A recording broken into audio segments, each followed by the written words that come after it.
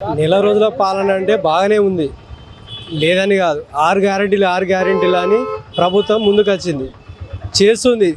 బస్సులు ముందు పెట్టిండు, బస్సులకు ఆటోలకు టికెట్లు ఫ్రీ అన్నాడు. ఆటో డ్రైవర్లలో అందరం రోడ్డు మీదకి వచ్చినాం, మా బతుకులు అంతా ఆగవు. మరి పిల్లల స్కూల్ చదివించాలన్నా కష్టం. మీ ఇంకేమైనా బతుకు ఆదేరు అంటే ఏం లేకుండా అయిపోయింది. రోజుకు 100-200 మిగులుతాయి, మేము ఏం బతకగలుగుతాం? ఏం బతకలేము. రేవంత్ రెడ్డి ఇస్తా అంటుండు, ఏమి ఇస్తా అంటుండు? ఇస్తే ఆయన ఇచ్చే 100, 500, 1000, 2000, 10,000 ఇచ్చినా మాకు సరిపోవు. మాకు రోజుకు ఒక 1000 రూపాయలు కావాలని అనుకుంటే రోజుకు ఒక 1000 రూపాయలు సంపాదించినప్పుడు మాకు కావాల్సింది నెలకు ఎంత అవుతుంది? 30,000 అవుతుంది. 30,000 అయితే ఉంటే 2 పిల్లలు ఉంటే 2 పిల్లల స్టడీ వాళ్ళకి ఎంత పడుతుంది?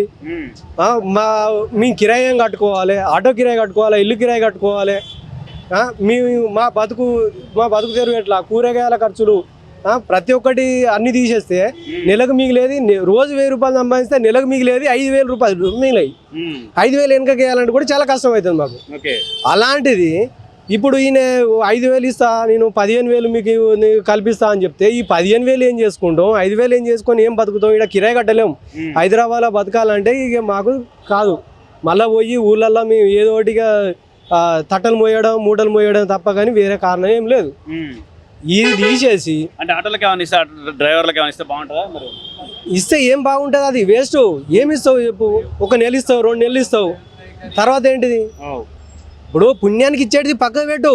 నువ్వు లేనోళ్ళకి చేయిస్తానన్నావు, లేనోళ్ళకే చేయని. వృద్ధులకు, ముసలోళ్ళకు, పిల్లలకు స్కూల్ 10th క్లాస్ వరకు ఫ్రీ పెట్టు, లేకపోతే ఇంటర్ వరకు ఫ్రీ పెట్టు. ఎందుకంటే వాళ్ళ కాలేజీలు పోతారు, వస్తారు. అందరికి ఫ్రీ పెడితే ఇప్పుడు లక్షల మంది ఉన్నారు. ఇప్పుడు ఇదే ఆటో డ్రైవర్లు సిటీలో, హైదరాబాద్లో కానీ, వరంగల్, ఖమ్మం, కరీంనగర్, ఎక్కడంటే అక్కడ వాళ్ళు ఎంతమంది జీవితాలు రోడ్డు మీదకి వస్తున్నాయి అంటే అంత రోడ్డు మీదకి వస్తుంది. వాళ్ళ పరిస్థితి ఏంటి? వాళ్ళది కూడా ఆలోచన చేయాలి కదా. నువ్వు ఫ్రీ పెట్టినావు, ఫ్రీ ఎక్కడి నుంచి తీసుకొచ్చి పెడతావు? ఎక్కడి నుంచి ఇస్తావు? కేసీఆర్ చేసినట్టే కేసీఆర్ ఎందుకు ఫ్రీ పెట్టిండు అని అన్నావు, నువ్వెందుకు పెట్టినావు? ఇది కరెక్ట్ కాదు కదా. నువ్వు చేసేది కరెక్ట్ అని నువ్వు చెప్పినావు. ఈ ప్రతిపక్షంలో ఉన్నప్పుడు చెప్పిండు కదా, అదే ఫ్రీ ఆయన ఇస్తుండు, అప్పులు చేస్తున్నాను. నువ్వు కూడా అదే పరిస్థితికి తీసుకొచ్చినావు. కాదు, ఇది కరెక్ట్ కాదు ముసలోళ్ళకు. అంటే మరి ఇప్పుడు ఈయన ఫ్రీ అన్నాడు, టీఆర్ఎస్ ఫ్రీ అన్నాడు, కాంగ్రెస్ ఫ్రీ అన్నాడు, బీజేపీ వాళ్ళు మొత్తుకుంటూనే ఉన్నారు ఫ్రీ అనేది కరెక్ట్ కాదు, దేశంలో ఎక్కడ మేము ఫ్రీకి ఎట్లా ఇట్లాంటి కరెక్ట్ కాదు. అంటే బీజేపీ మేనిఫెస్టో కరెక్ట్ అనుకోవచ్చా?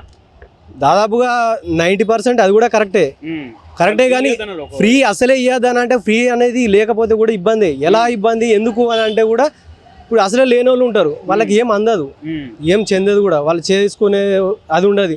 ఫ్రీ తీసేయాలన్నారు అనుకో, ఇప్పుడు పింఛన్ తీసేయవలసిందే. మాట చెప్తున్నా, ఫ్రీ అంటే ఒక పింఛన్ తీసేయాల్సిందే. ఆ పింఛన్ ఇవ్వకపోతే ఒక ముసలామె కానీ ఒక ముసలాయనే బతకాలంటే చాలా కష్టం ఉన్నది. పింఛన్ ఇవ్వడం వలన కొడుకు బిడ్డ ఎవరు పెట్టకుండా కూడా బతుకుతుందా ఆ ముసలోళ్ళు, వికలాంగులు కానీ ముసలోళ్ళు కానీ వాళ్ళంతా మంచిగా ఉన్నారు. ఈ ఫ్రీ అనేది మొత్తం లేకుండా కాకుండా ఎవరికి ఇవ్వాలి వాళ్ళకి ఇవ్వండి. ఎవరు అరువులు వాళ్ళకి ఉన్నోళ్ళకు లేనోళ్ళని చూసి ఇవ్వండి. ఈ రైతు బంధు, రైతు బీమా అని అది ఇది అన్నారు. చచ్చిపోయినాక ఎందుకు 5 లక్షలు అన్నారు?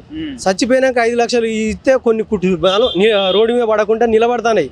తల్లిదండ్రి సడన్ గా చచ్చిపోతే వాళ్ళకు ఒక 5 గుంటలు ఉన్నా, గుంట ఉన్నా, ఎకరం ఉన్నా, 5 ఎకరాలు ఉన్నా వాళ్ళ పిల్లలు 5 లక్షలతోని వాళ్ళు బతుకుతారు.